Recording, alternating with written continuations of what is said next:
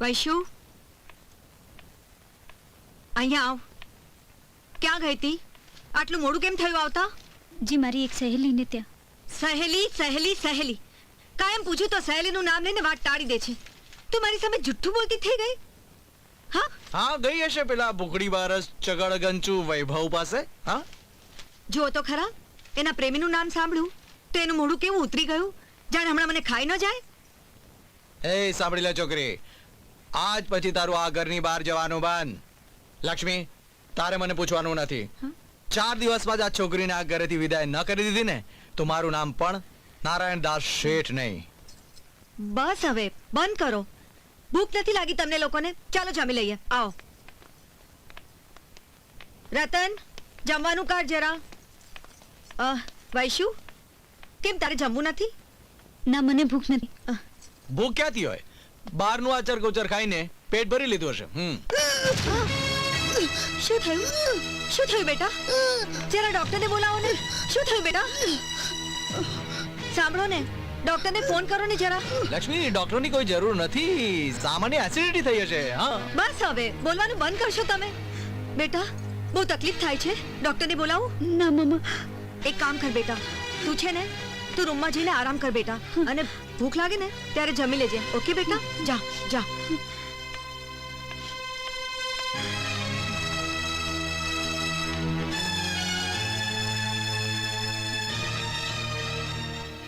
સાંભળો છો, આ વૈશુને ઉલટી થાય છે, પછી કઈ બોલતી નથી.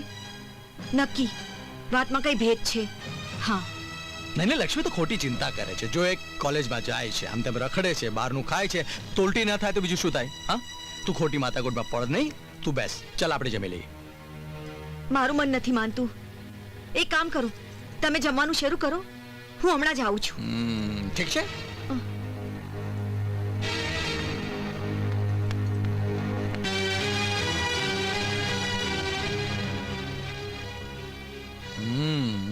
વૈશુ, બોલ તો બેટા, શું થયું છે તને? જો બેટા, હું તારી માં છું બેટા. એક વાત કહું બેટા,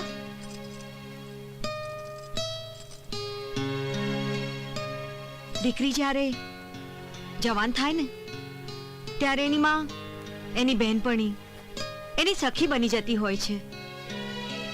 એટલે બેટા, જે પણ કઈ કહેવું હોય એ વગર સંકોચે, ગભરાયા વગર કે બેટા. શું થયું છે બેટા? બોલ. માં, મેં તારો વિશ્વાસ તોડ્યો છે. તારા નામ પર કલંક લગાડ્યું છે માં. મારા પિતાની આબરૂને પટ્ટો લગાડ્યો છે માં. માં, તું મને મારી નાખ. મને ઝેર દે કાં તો ગળું દાબી દે. બેટા દાબી દે. નહીં બેટા. વૈશુ, વૈશુ, શું થયું છે બેટા? બોલ તો ખરી. મામે, બોલ બેટા, બોલ. શું થયું છે? હું વૈભવના બાળકની માં બનવાની છું. શું? એક કાળ મુખીના પેટમાં પાંગરતા પાપનો ખુરતો બોલાવી દેશ? હા હા નારણ, છોડ, છોડ મને, છોડ. એટલે દીકરીએ કરેલા કામાનો દુનિયાભરમાં તમારે ઢંઢેરો પીટવો છે, એમ જ ને? પણ એ ચંડાળ પાપડીને હું 2 મિનિટ પણ આ ઘરમાં રહેવા નહીં દઉં. હા. છી છી છી છી, આ શું બોલો છો તમે? જરાક તો શરમ કરો. વૈશુ આપણી દીકરી છે, એને આ હાલતમાં આપણે ઘરની બહાર કાઢી મૂકીશું તો આપણી આબરૂના કાકરા થઈ જશે. જરા સમજો તમે. લક્ષ્મી, હવે આબરૂના કાકરા થવામાં બાકી શું રહ્યું છે? હા, જરાક તો વિચાર કરો. કોઈને કોઈ ઉકેલ તો જરૂર મળશે. લક્ષ્મી, 2 રસ્તા છે. હા, એક તો વૈશુને આપણે મારી નાખીએ અને બીજું આપણે ઝેર પી લઈએ. વિચારીએ તો ત્રીજો રસ્તો પણ છે. આવો ને, બેસો ને જરા. હા. નારણ, હું શું કહેતી હતી કે વૈશુને આપણે વૈભવ સાથે લગ્ન કરાવી દઈએ. હા ના, બેસો ને જરા. લક્ષ્મી, આ તું બોલી રહી છે? આ તું બોલી રહી છે? હા, રસ્તામાં પડેલા પથ્થરને ઉઠાવીને તું મંદિરમાં દેવતા બનાવવા માંગે છે? હા, અરે ફટીચર કંગાલની લાયકાત છે શું? નહીં, એની સાથે મારી દીકરીના લગ્ન નહીં થાય. અરે ભાઈ, સમાજમાં મારું નામ છે, માન છે, મોભો છે, પ્રતિષ્ઠા છે, એની પાસે છે શું? હા, નથી નામ, નથી સરનામું, કશું જ નથી. એવા રખડેલ બંઠેલ ચકરગંજોની સાથે તો મારી દીકરીના લગ્ન હું કદાપી નહીં કરાવું. અચ્છા, દીકરીના લગ્ન ન કરાવી શકો, પણ દીકરીના પ્રાણ લઈ શકો, ખરું ને? જરા વિચાર કરો. જ્યારે હું તમારી સાથે આપણા આ ઘરમાં આવી હતી ત્યારે તમારી પાસે શું હતું? હા, શું હતું? તું સમજતી કેમ નથી લક્ષ્મી? એ જમાનો અલગ હતો જે જતો રહ્યો. ના ના, એ જમાનો કેવી રીતે જતો રહે જ્યારે આપણે નથી બદલાયા? હું તો એમ કહું છું કે આપણે વૈભવને મદદ કરીએ, આપણા સમાજમાં એને એવી આબરૂ, એવું સન્માન અપાવીએ કે જેથી એ નારાયણ દાસના જમાઈ તરીકે શોભે. પણ લક્ષ્મી, ના, જે પણ કઈ કરવાનું છે ને એ મેં બધું જ નક્કી કરી લીધું છે. હા, પણ એક ચૂપ. હવે એક પણ વાક્ય બોલ્યા ને તો તમને તમારી લચ્છુ ના સમ. શું સુઈ જાઓ હવે? ચાલો.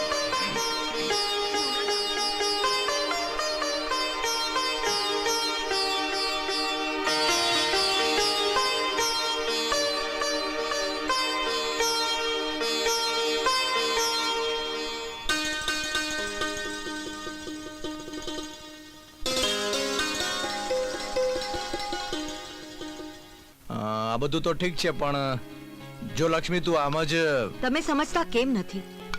નિશા અને અનીના વિચારોમાં જમીન આસમાનનો ફરક છે. લો સાંભળો, કાલે સંબંધ જોડ્યો અને આજે સંબંધ તોડ્યો. પરંતુ મમ્મી, આ કઈ સારું ના લાગે. જો મમ્મી, કોઈ પણ નિર્ણય યોગ્ય વિચાર કરીને લેજો. હા હા, મેં બધું સમજી વિચારીને જ નિર્ણય લીધો છે. ને આમે આપણે લોકોએ સગાઈ ક્યાં કરી છે? આપણે તો એમને વાતચીત કરવા માટે બોલાવ્યા હતા ને, એ પણ અનીને ગમે જ તો. બાકી તે દિવસે જે નિશાની મમ્મી અને કાકીએ વૈશાલીના રિસેપ્શનમાં મારી સાથે વર્તન કર્યું હતું ને, ત્યાંથી મેં નક્કી જ કરી લીધું હતું કે એ કુટુંબની છોકરી આપણા ઘરમાં વહુ થઈને નહીં આવે. બરાબર ને અની? Yes mamma. Mamma you are great, I love you. અરે શર્મા શર્મા, હજી નાનો કીકલો નથી રહ્યો. બોલ આરતી, શું ખાઈશ? ઓહો, આ કઈ ખાવાનો ટાઈમ છે? Oh sorry. It's okay. કઈ ઠંડુ ગરમ? આઈસ્ક્રીમ.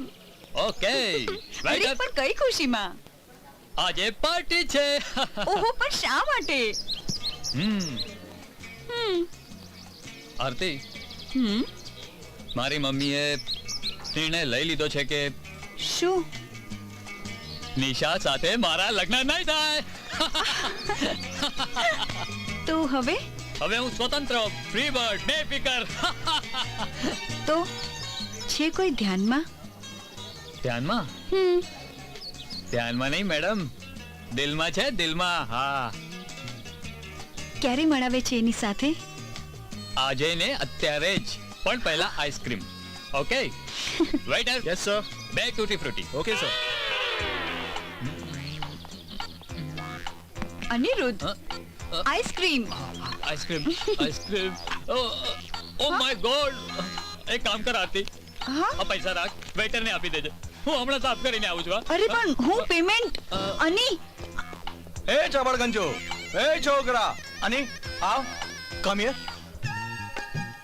આવ. બસ.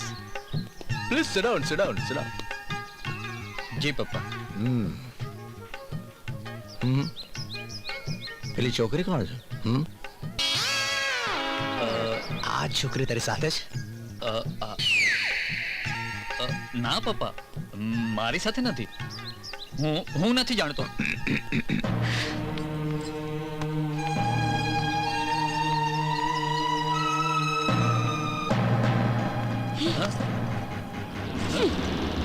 એક મિનિટ પ્લીઝ, એક minute please, please. Bus, have a seat.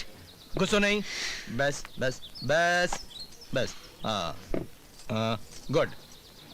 તું વિનાયક રાવ એડવોકેટની દીકરી, રાઈટ?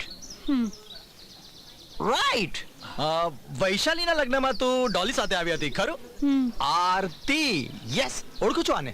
આરતી, ઓળખું છું આને. અને તારી મમ્મી જો તને આની સાથે અહીંયા જોઈ લે તો તારી શું હાલત થાય એની તને ખબર છે?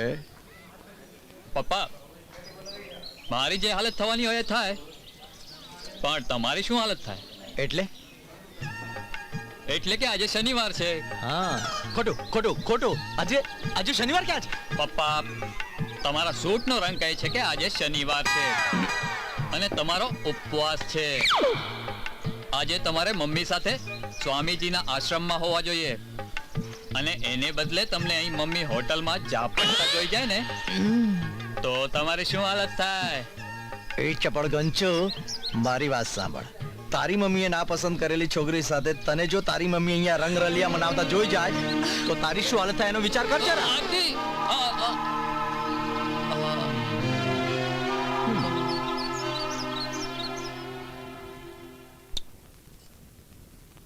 એ વૈશુ શું વિચાર કરે છે? હા, કાંઈ નહીં. કંઈક તો હશે. વૈભવ, હમ? વૈભવ, આ જૂઠું ભાર મનમાં સંઘરીને હું ક્યાં સુધી ફરતી રહીશ? ઘણી વખત તો એમ થાય છે કે આ જૂઠના ભાર નીચે દબાઈને હું મરી ન જાઉં. વૈશુ, હા વૈભવ, એટલે હવે હું વિચાર કરું છું કે મમ્માને ખરી હકીકત કહી દેવી જોઈએ, જેથી મારા મન પરથી આ બોજ હળવો થાય. વૈશુ, એનું શું પરિણામ આવશે એની જાણ છે તને? પરિણામ ગમે તે આવે, આપણે સહી લેશું. એ આપણે તો સહન કરી લેશું, પણ મમ્મીનું શું? જે ભાઈએ પોતાની સ્વપ્ન સૃષ્ટિમાં મમતાનું મંદિર બનાવ્યું છે, જેમાં એના બાલકૃષ્ણને બેસાડવાની રાહ જોઈ રહી છે, વૈશુ તું એ મંદિરને તોડી ફોડી નાખીશ? નહીં વૈશુ, એ આઘાત સહન નહીં કરી શકે. જીવતે જીવત મરી જશે બિચારી. એટલે તું આવો વિચાર પણ નહીં કર વૈશુ. તો પછી આનો ઉપાય શું વૈભવ? વૈશુ, તું હવે વધારે વિચાર નહીં કર અને બધું તું મારા પર છોડી દે અને શાંતિથી સૂઈ જા, ઠીક છે? ચાલ, આરામ કર તું.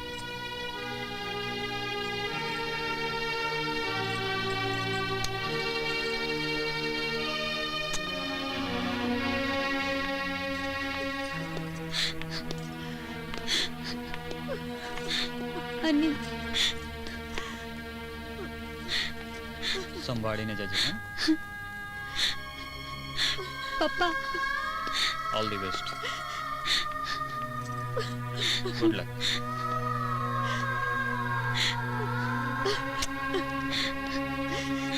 મમ્મા, ખુશ રહો બેટા.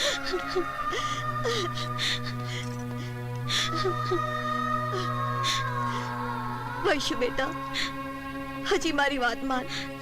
તારી આવી હાલતમાં તું જવાનું મોકૂફ રાખે તો ચાલે નહીં બેટા. પરંતુ મમ્મી, આ સરકારનો હુકમ છે. ડોક્ટર બનવા માટે 1 વર્ષ તેઓ કહે તે સેવા આપવી જ પડે. મમ્મા, તમે જરાય દુખી નહીં થાવ. અને માત્ર 1 વર્ષની તો વાત છે. હા મમ્મી. અને તમારી આ દીકરી આજથી મારી પાસે તમારી અમાનત છે. અને હું પ્રોમિસ આપું છું કે તમારી દીકરી જેવી છે ને 1 વર્ષ પછી પણ એવી જ હશે. એટલે તમે આમ ઓછું ન લગાડો ને ચાલો અમને હસીને વિદાય આપો. ચાલો. નંદો, નંદો. જી સાહેબ. સામાન ગાડીમાં મૂક. જી. એરપોર્ટ જવાનું છે, જલ્દી. જા બેટા. કમ. ચાલો આવજો. આવો બેટા, આવો.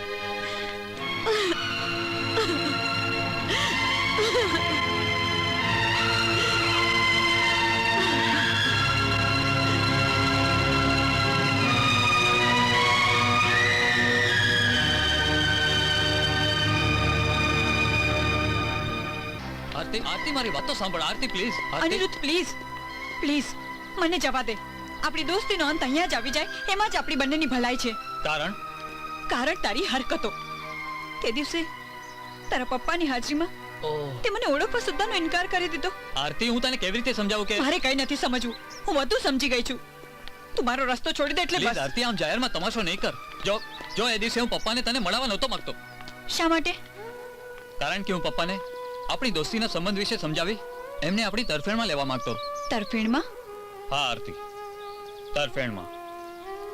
પપ્પાએ વૈભવ અને વૈશાલીના લગ્ન માટે તરફેણ કરી અને મમ્મીને સમજાવીને મનાવી લીધા હતા. એક મિનિટ અનિરુદ્ધ, તે એમ કેમ માની લીધું કે તારી મમ્મી માની જશે એટલે હું પણ માની જઈશ? જો આ બધા વિચારો તારા મનમાંથી કાઢી મૂકજે. હું તારો બધો પ્લાન બરાબર સમજી ગઈ છું. પ્લાન? હા પ્લાન. તું મને ભોળવી પટાવી ફોસલાવી અલ્ટિમેટલી મને પામવા જ માંગે છે ને?